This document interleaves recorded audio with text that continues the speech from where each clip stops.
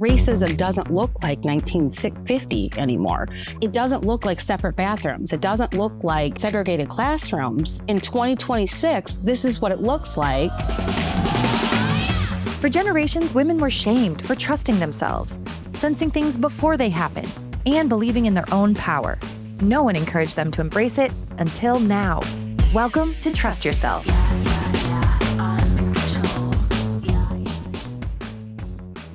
Hi, I'm Elise, but my sister calls me Sissy. And I'm her sister, Heidi. We're your psychic sisters helping you learn to follow your intuition and trust yourself, all parts of yourself. And today we have a very important and extremely difficult conversation, but it needs to happen. We are talking about how racism can hide in plain sight, even in your own family. And just saying, well, I don't support slavery, or, but I have a Black boyfriend, doesn't always mean you're not racist. Sorry. Obviously, Heidi and I are so white that it's blinding. So we are in no position to speak about this topic ourselves with any weight or really full comprehension, which is why we are so grateful that we have Nicole Kelley to share her personal story. She is a Minneapolis native born into a mixed family, not just mixed race, but also mixed political views. So Nicole knows firsthand how racism has been alive and present, even in her own family, way before it even came to Minneapolis and in this current state, I should say. It's probably always been in Minneapolis. It's always been everywhere. But the conversations that are happening across America right now, these conversations were happening at her dinner table decades ago. Nicole offers a perspective most of us don't have, but we desperately need at this time of deep polarization. How can we start to call out racism? How can we speak out for others? How do we trust our own intuition, even in the midst of this conflict? And most importantly, she's going to share ways in which we can move forward that builds trust instead of performative allyship, I should call it. So let's have this conversation with Nicole right now. Welcome, Nicole. First of all, I am so glad that you reached out to us on an intuitive nudge because that's what we're all about. So thanks so much for being here. Thank you so much for having me and allowing me to speak my voice. Hey, we have to do that. We have to lift up each other's voices right now. Yeah, and we have so much to talk about. So we're going to just dive right in. You live in Minneapolis, which has been in the news almost daily with heartbreaking images and stories. But as someone who grew up here and still resides here in Minneapolis, what's something that you would like people to know about your hometown, about the community that raised you, that they may not be seeing in today's headlines? Yeah. Being born and raised in Minneapolis, there's a pride here. And I know that you do see the community and how Minnesotans are proud, but I'm second generation. So I went to the same grade school that my father did. And I've always felt very protected by this community. It's such a small town, but yet it's a big city. And so to get both of those things into one, it's hard to literally put into words, but to have the beauty of a small town and a beauty of a big city all wrapped in one is what I saw and grew up with and experienced. I mean, my neighbors took care of me. They knew me. I felt very comforted, going into their house or, having them around. There was definitely, the racism that we also experienced, but the beauty of having different classes and different races and different people of all walks of life that I went to school with all the way until high school was you set me up for success. Yeah. So let's dive into something that we don't normally talk about. Well, Heidi and I we aren't able to talk about because we don't have this lived experience that you do. But we are really excited to have you on this podcast because you have a very important perspective of our current situation, especially as a mixed woman who lives in Minneapolis. And I should be more specific because you are half Black, half white, and even some indigenous lineage. Is that right? Correct. Yep. And not only did you grow up in a mixed race family, it was also a family with mixed political views. So can you set the stage by explaining what your childhood was like growing up in that family setting, as much as you feel comfortable sharing? Yeah, no, and I think I do. I appreciate that. Yeah, my father has some indigenous in him, and he also is African American, and my mother is white, and she's French and Polish. And we know a lot about each kind of area of our families, but I didn't spend a lot of time with my mother's side of family. My parents, what I thought was normal growing up, my parents really were never on the same page. And I just assumed that was normal until I got into kind of an older age and I recognized other people's parents weren't like this, and they didn't constantly fight, and they weren't constantly, at each other. So it wasn't until obviously my adolescence that I kind of really tuned into that. But my parents are very night and day, personality wise, the way they think, the way they do things politically, and then obviously culturally. So some wonder how they got together. Yeah. But opposites attract. And so they were polar opposites and they attracted. And I think that the political views and the difference in the political views, I think were like no other family that may have experienced that as well, except for when you add in culture and you add in race and the difference in that, I think it adds just another layer of undeniability. And what I mean by that, but like we couldn't deny the disparity of the views, right? Like we couldn't deny the fact that our mother really didn't understand what it was like in the different culture that we were a part of. And experience, and we can certainly talk about the experience versus culture versus like lived experience versus like understanding, right? My dad taught us and raised us to understand life the way he knew it. And then my mom taught us life the way she knew it. Yeah. And as a parent, we try to teach our kids, we prepare them for the world, right? Like that's the job of a parent. But both of my parents were preparing me for completely different worlds. Yeah. And so I think that if we had been all white and that was just a political views, I think my siblings would be split.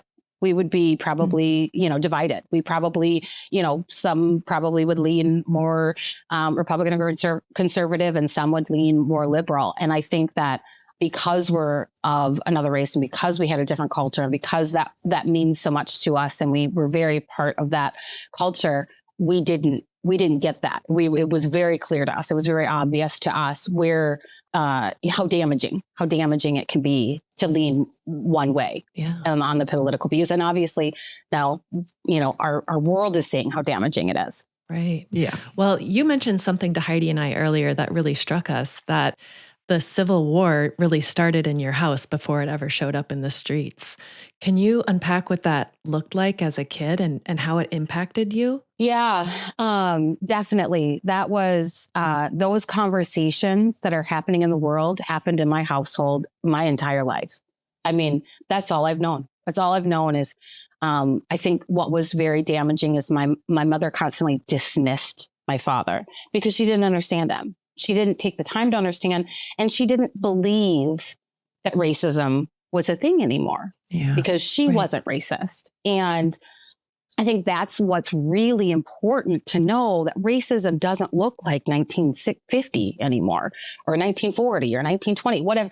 It doesn't look like separate bathrooms. It doesn't look like, segregated classrooms. It looks in 2026, this is what it looks like. It looks like, terrorizing a community and trying to, rip families apart and grab neighbors and, upset about the Super Bowl because there were no white people in it. And, this is what racism looks like today. And we have to catch up with it.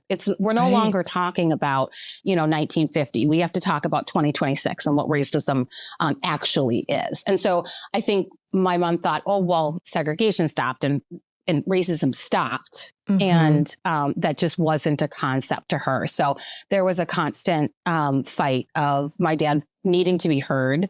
And it wasn't great. It wasn't a great fight, but I don't know that we fought. I don't know that we were necessarily in the middle, because I think I always, and I can only speak for me.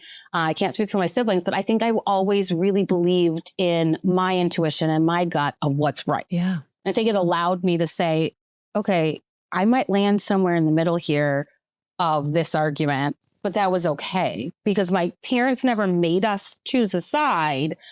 They fought with each other, and then they just, stopped talking. They stopped communicating, and they just stopped communicating. And we were all kind of left to figure it out. But it did make me feel like my presence was needed to solve this racism. Mm-hmm. And that's how I feel about all mixed children. Yeah.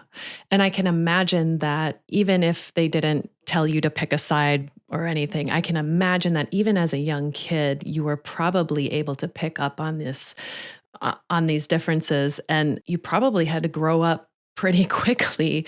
But how early do you think it was that you realized you were really navigating two very different realities under one roof? Yeah, I think I was a pretty intuitive child. So I think I really did pick up on it, fairly early. I want to say I was like 8, the first memory I have. Yeah.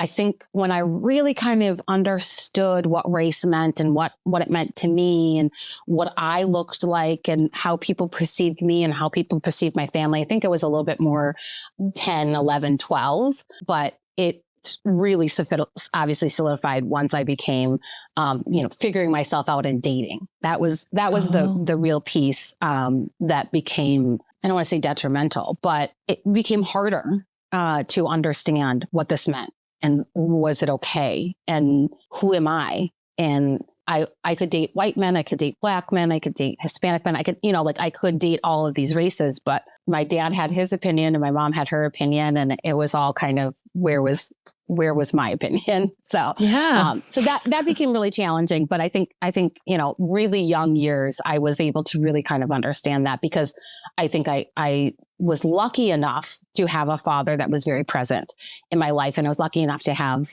his side of the family and be very present with them and be very close to them. So my grandma would always say, if you have a drop of black in you, you have black in you and you're black. And my mom would be like, no, you're white too. Mm-hmm. And it wasn't a denial of race for my grandma, but my grandma was born in 1922, so that those kind of conversations were had. I didn't have my mother's side of the, I think I have 2 memories of them growing up. So I didn't have her side of the family to influence me really. And I felt very uncomfortable with them. So I always knew that there was a side that I felt comfortable with and there was a side I felt uncomfortable with. And it constantly built over the years into my adolescence. Was that alienating for you? Like, did you feel like you didn't quite fit into one box or the other? And you're like, where do I fit? Yeah. I mean, I think I'm lucky that I had a lot of siblings. So I felt comforted with that. I feel comforted to have them. And we're all the same. We're all, we all came from mom and dad. There's 4 of us. My sister, she's going to kill me for saying this. Oh no. She was ousted a little bit because she had, you have a 1 in 4 chance of getting the recessive gene. And she was the one of the 4 of us that got light brown hair and green eyes.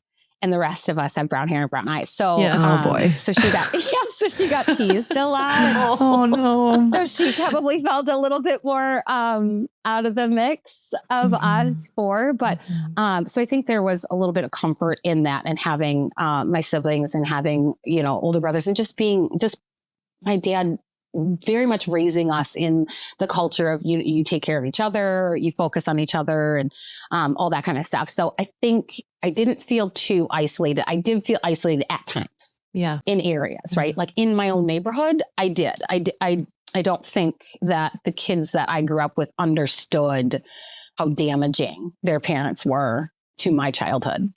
So, and then I don't think that, and they also kind of were unaware, right? And it was just like this constant unawareness.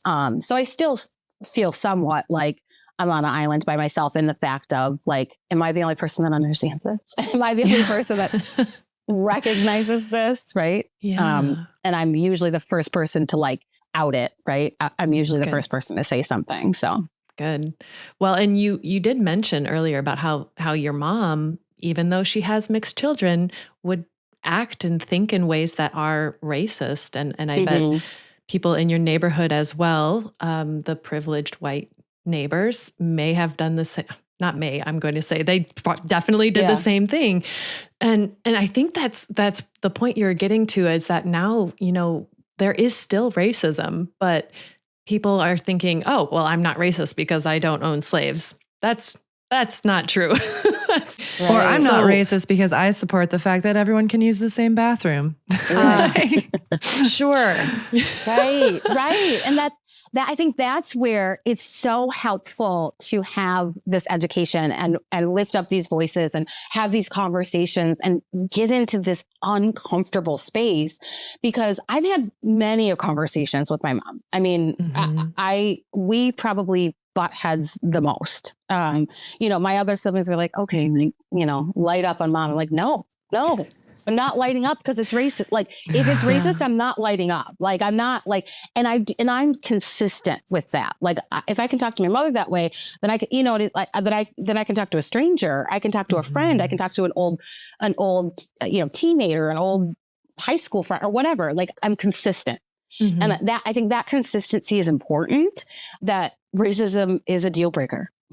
Yeah. Like, it's not like, oh, well, they didn't mean it that way. There's no excuse, even for women that are dating Black men. It doesn't matter. It doesn't matter. There's no excuse for dismissal of Black voices or Black experience. Yeah. I think that's probably the biggest culprit of this.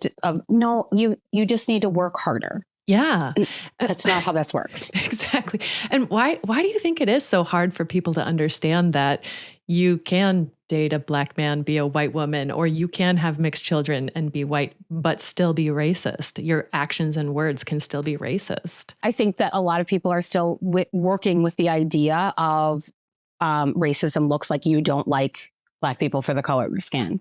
And I think that that's just not the case anymore. And you don't have to look at someone at the color of their skin and not like them to still have biased and racist thoughts and ideologies. And, I think that's, those don't equate. And like I said before, in 2025, this is just what it looks like. And I think a lot of white women that I have experienced and that I've seen are very motivated to have mixed children because they're cute, or they're the next Birkin bag. They're the next latest. Oh my God, that's disgusting. It makes me sick. And, it's actually, I had to call out one of my friends who constantly talked about a friend's mixed child. And I just all of a sudden was in the first, second, third, like it was like the fifth time where I was like, do you say this about anybody else's child? Do you say this about a blonde head kid? Like, we had to have that uncomfortable conversation. And it was like, wait a minute here. Like, yes, of course they're adorable. I'll say they're adorable, but like, oh yeah.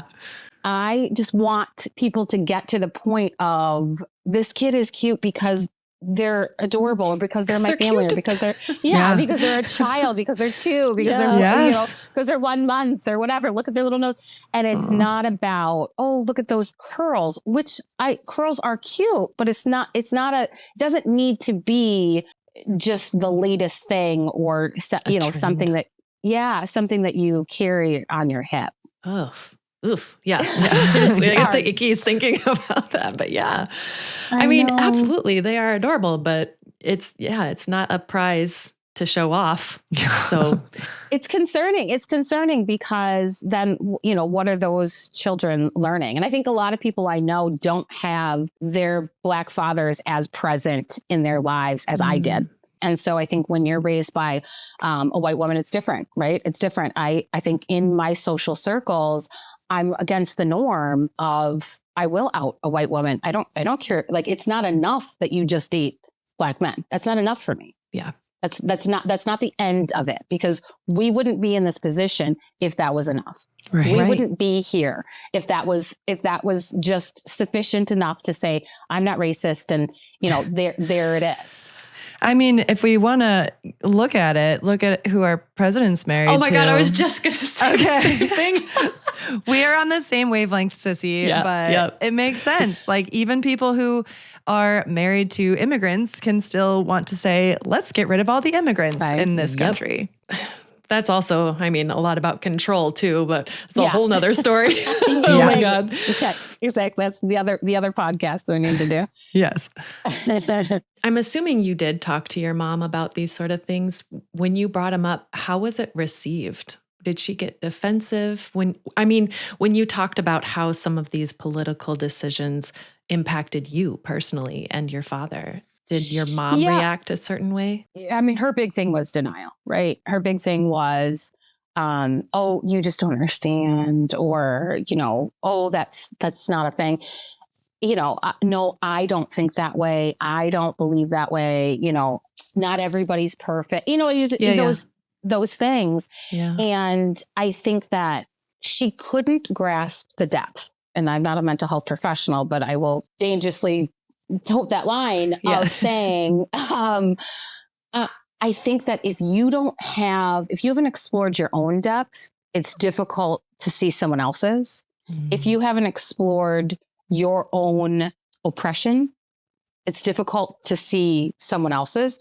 So as a female, knowing the little bit that I do know about her family dynamic, the oppression of women in that, she was okay with status quo and just figuring out and grasping at straws on how to be safe.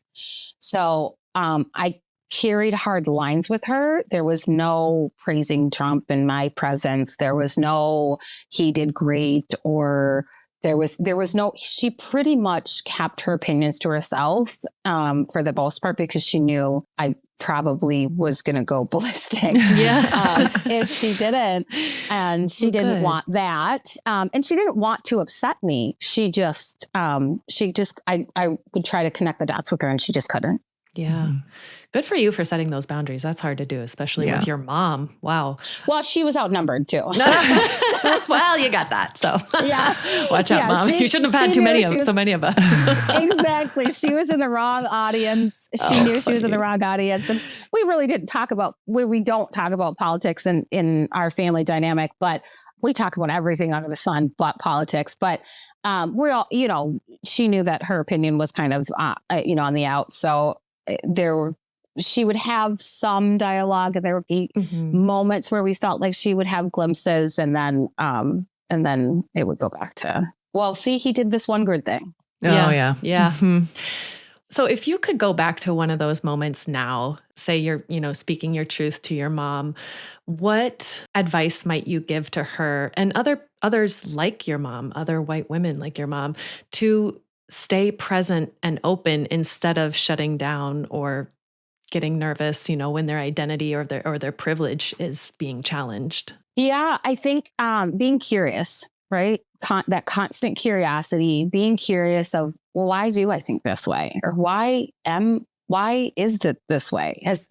It's always been this way, but why? I think that those curiosities internally is, that's going to be tenfold much more helpful in our world. I had to do the same with myself, right? Like, I'm not, just because I am a part of the Black community does not negate my presence in the American culture, right?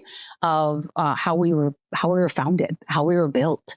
And so I had to do my own work. I had to kind of figure out, well, wait a minute, why should this be this way? Why am I saying this should be anyway, right? Like, why can't I, if we're free, why can't we explore that? So I did my own work. I think it's really important. I also think it's really important to have people around you that will challenge that and step outside your comfort zone. I think I have actually genuinely lost friends over the lack of curiosity. And and friendships, and the way we do things in Minneapolis, you keep friends from kindergarten. And That's the way we do things. That's the way my dad did things. That's the way my siblings did things. And I've had to like lose those friends, which is like goes against everything Minneapolis stands for. Yeah. But I had to because I couldn't have that constant fighting conversation of I didn't know what I was talking about. There was a lack of curiosity. And I think that the people I have and the community I've built, it's not that they get everything right. It's not that they have to know everything. It's not that they have to cover it up or, oh no, or, shut those uncomfortable feelings sitting with them. Yeah. I appreciate friendships that I've had now and uncomfortable conversations that I have now that I was like, wait a minute, you were okay with that white man, but you're not okay with that black man. And I had to have that conversation. And she's like, yes. Point taken. And it was very uncomfortable. I mean, I could physically feel it in her body that she was uncomfortable. And I was like, I'm not shying away from this conversation. Because if you want to be friends, if you want to be friends, we have to. So questioning friendships. Are you friends with that person if you can't be that open? And having that trust in each other that it's okay to be vulnerable like that, because I think both of you owned up to your, like you said, you spoke your truth and you called her out and she was able to receive that and look at herself and question it. And both of those are very strong, bold actions. And we need a lot more of that. I know, I think it was like 15 years ago when I started my first job and I'm working on a project, I remember meeting with my team. I worked on a small team and I said, okay, guys, we're not going to get all of this done now, but let's quick have a powwow about this later. And somebody called me out on saying that. I didn't even think about it at all. It came off my tongue.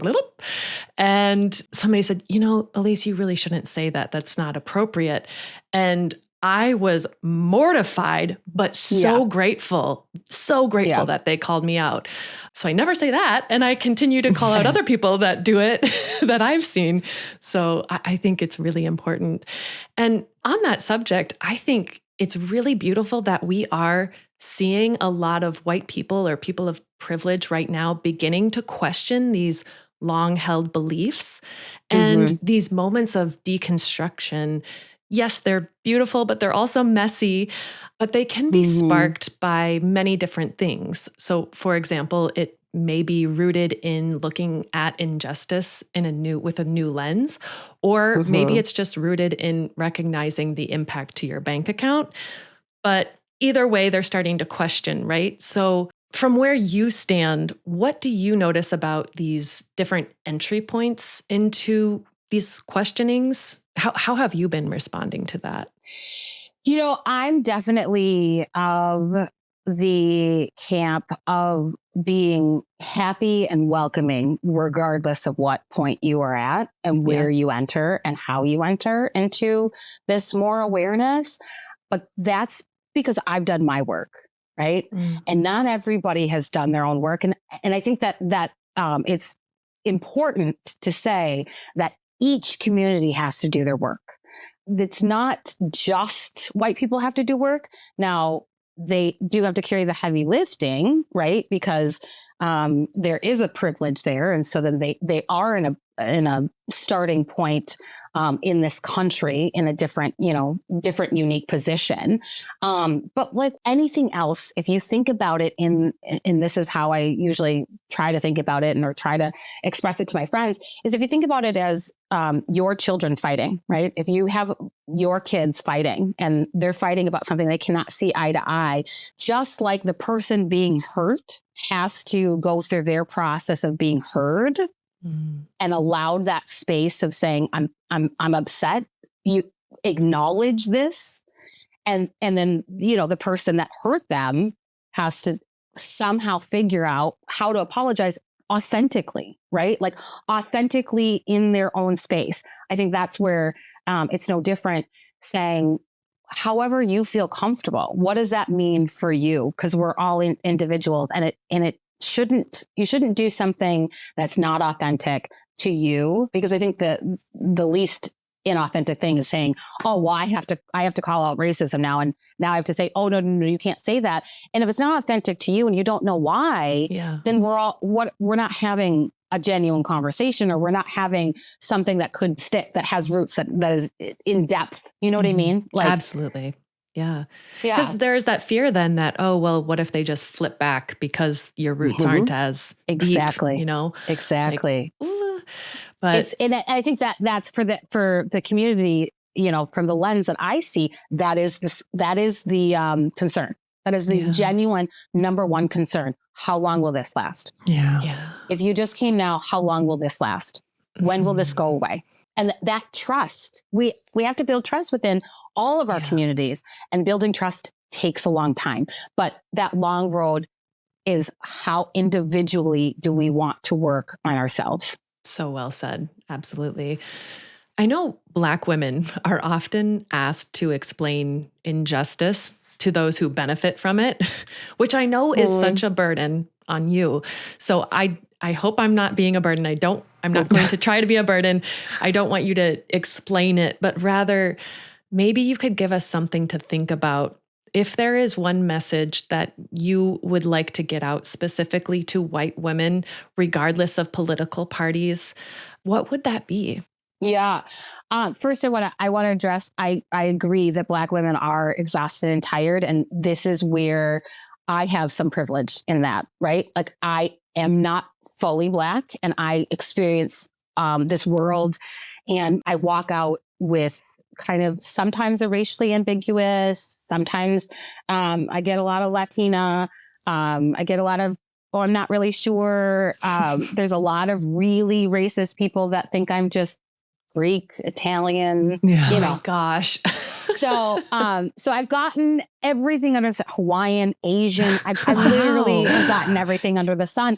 Sometimes I get really bored, and if my younger years, I was at a bar and I would be like, hey, I would, whatever. But I'm whatever you want me to be. Exactly. I was Puerto Rican for a long stint of my 20s. It was fun. But there is a privilege in that, right? Like, I joked with my friend that there's a light skin privilege, and that's actually a real thing, right? There's actually colorism within the community. So when I say that to say, it isn't a heavy ask for me. I actually feel like that is somewhat my purpose on this earth, is bridging that gap, because Black women are exhausted and they shouldn't have to. Yeah. But white women can't just sit around in circles and figure it out themselves. So I do feel some sort of purpose and intent to say, I was blessed with a lot of things and I want to use my privilege. Right. So when I say that, I think that there are three really great things that any woman anywhere can do is honoring the marginalized communities. And I mean honor and respect the journey, right? Like, that goes deeper than just saying, yeah, no, I'm not racist, or no, I don't think this, or I gave to charity, or that's just so surface level. We have to really, truly have much more depth in there. And I think that when we kind of respect the journey of where it came from and how we got here, and how people are still trying to thrive and still trying to do this and still trying to make good families and still trying to make, good choices and still trying to do everything, the American dream. Right. I think that is better than admiration. Yeah. Don't just admire their hairstyles. Don't just admire, their beautiful wardrobes. That's so surface level. We got to go deeper. We have to go deeper. Yeah. So that's number one. And then number two is the curiosity, questioning yourself, educating, figuring out, having these voices, listening to these podcasts and searching out more education, searching out more voices, getting an array of different voices. That's so important. Educating ourselves and not waiting for someone to educate us is important. And so staying in that curiosity. And then if we are able to do that, we put on our masks before we can teach our children. And we have to put on our masks first. Yeah. We're not going to educate another generation of, oh, we just can't say these words. Yeah. And then hope that does something. So it's not put on our next generation. It actually starts with us. And so that's key. And then not staying quiet. I think there's also varied levels of, well, I don't want to get into it, or I don't want to, I don't want to start a fight or this and that. It's as simple as, oh, I don't agree with that. No, that's not. Because every time I've said that, no one has said, oh, what do you believe? Right. Not once. Yeah. And it's just, let's level set here. If this makes you uncomfortable, that I don't believe the same thing you believe, but somehow you respected me as a human prior to you realizing that I didn't believe the same thing, what's your next move? Yeah. I don't need to move. What's your next move? Ooh, I just got chills. I love that. That's so good. Oh, yeah. Because so many people think that it's, oh, say something. Oh, so I have to like start my own podcast and talk about this and scream it from the rooftops. Or I feel like even people are like, I need to know more before I can say anything too. But it's like, if you just know in your bones and like your gut is telling you like, I just don't agree with that. You don't even really need to have a why. It's just like, I just don't agree with it. It just doesn't sit right. Yeah, that's super powerful. I don't believe that same thing. That's not my view. I don't agree with that. All of those things. All of those things are so acceptable and so small that starts to make, like, it starts from this tiny spark can start something really bigger within yourself, within your community, within your neighbors, and hopefully within our country. Hell yeah. That's amazing. That's mic drop. Yeah, so well said. Yes. I have nothing to say after that. Very good. I think it's clearly, it's incredible that you grew up with your community, with your family, and it has made you the incredible woman that you are. And I am so honored that you got to share all of that with us. Well, not all of it, obviously, whatever we were able to talk about today, but I'm honored that you could even share just like even a glimpse of your life with us. So, well, thank you so much for giving me the platform to do it. I mean, you guys are doing the work. You guys are literally doing the uncomfortable work and starting that and continued, right? Like you'll continue doing that. And I think that's so important. And this is part of your privilege, right? Like you guys were set in place. You guys have this, you have whatever you have, and you're willing to say, I know this makes a lot of people uncomfortable. I know that this is going to be hard for a lot of people to hear, or this is going to be whatever, challenging. And just like your powwow conversation, trust me, I've been in that same boat, right? Like I'm happy to be a part of anything that anybody's willing to kind of shake up. Yes. Right? Challenge the norm, Heidi. We like to shake shit up around here. And Nicole, I'm pretty sure we have started almost every single episode for the past like month or so saying, this may make you uncomfortable. I know. I think we just need to stop saying that because now at this point, that's just what we do. Yeah. So. Yeah. Yeah. Now it should just be like, all right, let's get uncomfortable. Come on, let's get uncomfortable. We should just be called the Uncomfortable Podcast, but maybe that's already taken. But I'm happy to just be of value anywhere I can so that we can help our communities bridge back together and build that trust. Yeah. It's really about trusting within the communities. Now, I'm also, someone that wants to go speak to the Black community and say, hey, we got our own work to do. And that's, those conversations are separate, but we can only do our own work. We can only do what we can do, and we can only look within ourselves. And so it is on every single person, which is why we are still here, because it's on every single person to do their piece.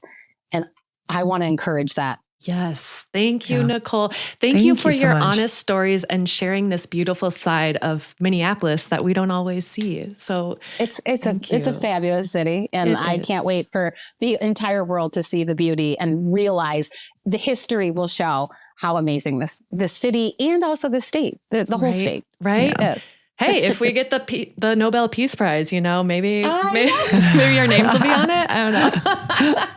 I love it. I know. Do we each get individual ones? I want one. I want to hang one. Let's just have a party. I don't care. Yeah. A ribbon cutting ceremony. I will. Well, thank you so much for your time, Nicole. I really appreciate it. Thank you. Wow, that was a very important conversation. And I am so glad that she was open and willing to talk about it. I'm so glad she dropped into our DMs like, hey, my intuition just told me to say this. I don't know, but I want to talk to you on your podcast. Exactly. Yes. This is the sign. If you have been listening to our podcast and you're like, oh, maybe I shouldn't, do it. Slide into our DMs. Send us a message. If you have something to say, we would love to talk about it on the podcast. Even if you feel like maybe it doesn't fit into their niche, it does. I can assure you, pretty much everything falls under the umbrella of intuition. Like and trusting yourself. Yeah. Like we've traced so many things back to like, wow, this actually does make sense.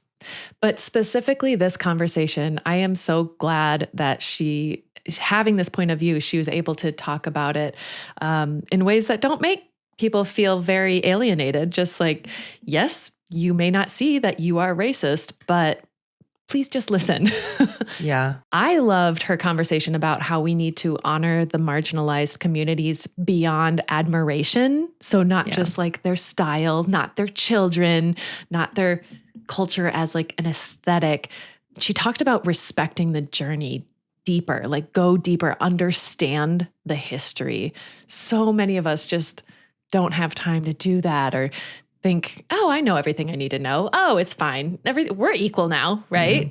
Either like that, but also they feel like they want to do something. And to them, the only thing that they know is like complimenting. So it's like, oh my God, I love your hair. Or like your clothes are so cool. So I can see both kind of sides too, where it's just like, I want to feel like I'm making an effort into acknowledging you. And the only way I know how to do that is just by saying something that I see. And I think to Nicole's point, it's very important to want to go deeper, to ask questions, to get curious. Yes. And I think that was really a great way to put it. But I think my favorite thing, which obviously it was probably pretty obvious during the conversation, but when she talks about just responding with, I don't agree with that. It's so simple, yet so fucking effective because it immediately just puts like a reflection back, like away, almost away. So it's just like, you don't have to say anything more. And then the person you're saying it to has to literally sit with that and just kind of feel it. And they probably do get a little uncomfortable, but I just love that. And the way that she explains it is like, that is, you know, you staying sovereign and you staying true to yourself and you trusting your gut and trusting your intuition of like, this feels off. So all I can do instead of staying quiet, because staying quiet keeps things the way they are. Yeah. Yes. And that's not where we want to go. That's not where we want to go. And I also like how it's just like, you know, then it's like your move. And, you know, that's our catchphrase. I love it. It also helps you feel like this is your way to carry your part. You don't have to carry the whole movement, right? You just have to do your part. And maybe that is just speaking up and saying, I don't agree with that. And now is that time to start showing curiosity over comfort. We can't sit in our comfort anymore. No, I think the universe steps in here because once things get so out of balance, it makes we're having a universal tower moment, I would like to say, where it's really tearing everything down, making everything uncomfortable so we can rebuild into something with a stronger foundation, which is going to be love and unity. It just has to. This may be a kind of a tangent here, but this whole conversation made me think about what my pastor said recently. He was having breakfast with this man who was going off about some things and kind of upset with how the world is not as quote unquote Christian anymore. And it felt like he was being oppressed. And my pastor said to him, when you're so used to your privilege, equality seems like oppression. Yeah. What you're experiencing is not oppression, it's a loss of privilege. And I think that's where we as white people also need to look at where are we getting uncomfortable? And maybe that's just our privilege is being stripped away a little bit. We're being called out that, no, you think that because you're privileged. It is eye-opening to think of it in that way as well. So maybe this is your sign that the bridge needs to start with you. just start being curious, start asking questions, and have conversations with people that don't look like you. That's okay. Yeah. Well, Heidi, I think now it's time for your tarot for the week. All right. I'm using my Spirit Song Tarot deck, so it's kind of one of my favorites. It's my go-to for just whenever I'm feeling it. Oh, yes. We got 9 of crystals, which is security and abundance, and it is represented by the spider here. And like we've said in the previous times that this card has come out, it always reminds me of safety and security within yourself, because the spider creates her home, which is her safety and her security, wherever she is. And sometimes it gets knocked down or ripped down from humans, and she just rebuilds. So it's just a really good reminder that you can be safe within yourself. And I think that kind of goes along with our message today. Definitely. And until next time, it's your move, sis. Make it count. Bye.